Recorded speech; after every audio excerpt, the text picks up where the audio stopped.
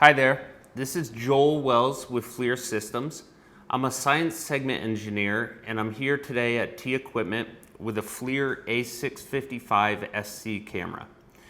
This is an uncooled microbolometer camera that features 640 by 480 resolution, and this camera is typically used in R&D applications. It's a fixed mount camera and has standard tripod mounts, allowing you to mount it however you need to best observe your target. This camera features a 25-degree standard lens and also has multiple close-up lens options. 100 micron, which gives you a full field of view of 64 by 48 millimeters.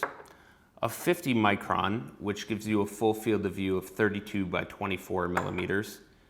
And a 25 micron, which gives you a full field of view of 16 by 12 millimeters. The A655sc has a standard temperature calibration up to 650 degrees Celsius and has an optional temperature calibration to 2000 Celsius.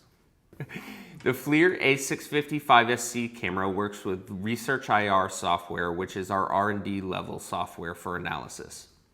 Please see the video on T Equipment for more information. This is the A655sc camera.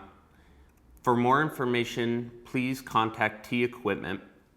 Thank you for watching.